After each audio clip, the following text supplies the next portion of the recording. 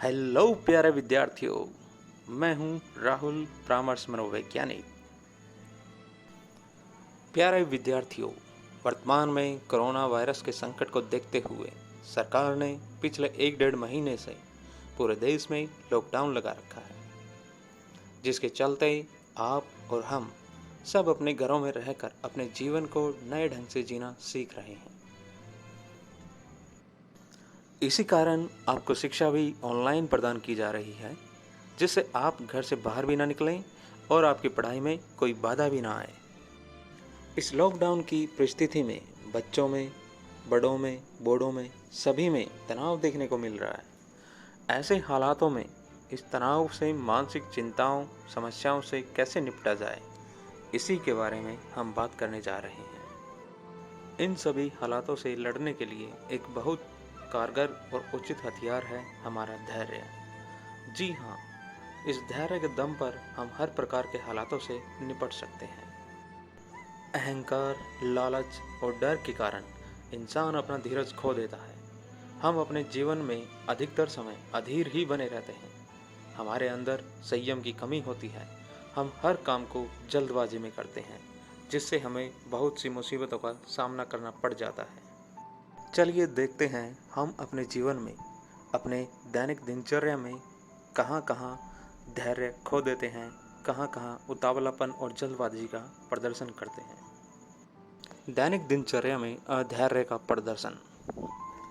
खाना खाते समय, मोटर कार या कोई भी वाहन चलाते समय, कोई भी ऐसी बात जो आपको लगता हो कि नई है, उसे दूसरों को बताते समय, जैसे व्हाट्सएप पर कोई मैसेज आया और आप उसे तुरंत फॉरवर्ड कर देते हैं, यह सोचकर कि मैं दूसरों को सबसे पहले बताऊंगा, लेकिन आपको पता ही नहीं होता कि वह बात सामने वाले को पहले से पता हो सकती है। बहुत से निर्णय लेते समय, कोई भी राशन या टिकट, खिड़की इत्यादि की लाइन में लगते समय, कोई भी गेम खेलते समय, हम लोग अपना धैर्य खो देते हैं। दोस्तों, ये जल्दबाजी, उतावलेपन की समस्या, ये धैर्य की कमी सभी के साथ होती है। ऐसा नहीं है कि यह सिर्फ विद्यार्थियों में या बच्चों में है, हम वयस्क लोगों में भी होती है और इसकी वजह से हमें बहुत से नुकसान उठाने पड़ते हैं, जिनकी कोई गिनती नहीं है। यहाँ मैं सिर्फ कुछ एक से ही आपको अवगत कराऊंगा। अधैर्य से होने वाले नुकसान, मतलब जब हमारे अंदर संयम नहीं है, धैर्य नहीं है, तो उसकी वजह से हमें क्या क्या नुकसान उठाने पड़ते हैं। पहला है, अधैर्य प्रत्येक चीज को मुश्किल और कठिन बनाता है। दूसरा, कोविड-19 बीमारी से संक्रमित कर सकता है। आप पूछ सकते हैं कैसे? प्यारे विद्यार्थियों, हमें अभी घरों में रुकने के लिए कहा गया है। यदि हम लोग घर से बाहर निकले और बाय चांस किसी संक्रमित व्यक्ति के संपर्क में आ गए, तो यह बीमारी हमें भी अपनी चपेट में ले सकती है। तीसरा, शारीरिक दंड मिल सकता है, जैसे पिटाई। चौथा, मानसिक दंड मिल सकता है, जैसे पछतावा, खुद पर गुस्सा करना। पांचवा, इस धैर्य और उतावलेपन की वजह से आप वर्तमान का आनंद नहीं ले पाते। छठा, सही निर्णय लेने में कमी आती है। सातवां, आपके रिश्ते में कड़वाहट और दरार पैदा होती है। आठवां, इस जल्दबाजी में आप अपनी प्रिय चीजों को खो सकते हैं, जैसे दोस्त या नौकरी। और नौवां, अधैर्य की वजह से जब हम गलतियां करते हैं तो हमें दूसरों से माफ़ी मांगनी पड़ सकती है। तो दोस्तों, अब हम बात करते हैं धैर्य और संयम के फायदों के बारे में। यदि हम लोग संयम रखें, धैर्य रखें, तो हमें इसके क्या क्या फायदे मिल सकते हैं।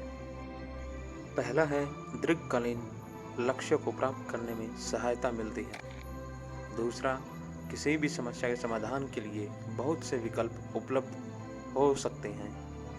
तीसरा, शारीरिक और मानसिक स्वास्थ्य भी अच्छा बना रहता है। चौथा, सही निर्णय लेने की अक्षमता बढ़ती है। पाँचवा, रिश्ते में मजबूती आती है। छठा, जीवन के प्रत्येक क्षेत्र में संतुष्टि मिलती है। सातवां, आपको किसी के सामने झुकने या क्षमा मांगने की जरूरत नहीं पड़ती। आठवां, धैर्य से आप एक आकर्षक व्यक्ति बन सकते हैं। और अंतिम, धैर्य आपको सहनशील व किसी भी प्रकार की परिस्थिति में डटे रहने के काबिल बनाता है। प्यारे विद्यार्थियों, अब आता है इस वीडियो का सबसे महत्वपूर्ण अंग, धैर्य को बढ़ाने के तरीके, कि हम लोग अपने धैर्य को या संयम को बढ़ाएं तो कैसे बढ़ाएं। तो अब हम बात करते हैं धैर्य को बढ़ाने के तरीके के बारे में। पहला तरीका है, कभी भी किसी भी परिस्थिति में प्रतिक्रिया या जल्दबाजी ना दिखाएं। दूसरा, खाना हमेशा धीरे धीरे खाएं। तीसरा, सप्ताह में कम से कम एक दिन व्रत अवश्य रखें। चौथा, प्रतिदिन 1-2 व्यायाम ऐसे करें जिसमें आपको एक ही पोजीशन में रहना पड़े। पांचवा, कोई ऐसा खेल या शौक अपनाएं जिसमें धीरे धीरे आगे बढ़ने की प्रक्रिया शामिल हो, जैसे शतरंज। छठा, ध्यान लगाएं। सातवां, हमेशा ही दूसरों का आभार व्यक्त करने का प्रयास करें व सोचें। आठवां, यदि आप धैर्य नहीं रखते हैं तो आपको उसके क्या क्या परिणाम भुगतने पड़ सकते हैं, इस बारे में सोचें, उसकी कल्पना करें। ऐसा करने से आपको अपना नुकसान दिखाई देगा और नुकसान दिखने पर आप संयम रखने की कोशिश करेंगे। अंतिम, प्रेरणादायक वीडियो देखिए, कहानियाँ व वाक्य पढ़ें, जिससे आपको प्रेरणा मिलेगी और आप सफलता को प्राप्त कर पाएंगे। प्यारे विद्यार्थियों, आज हमने जाना धैर्य व संयम के बारे में। अब मिलते हैं अगले वीडियो में। Thank you, bye bye.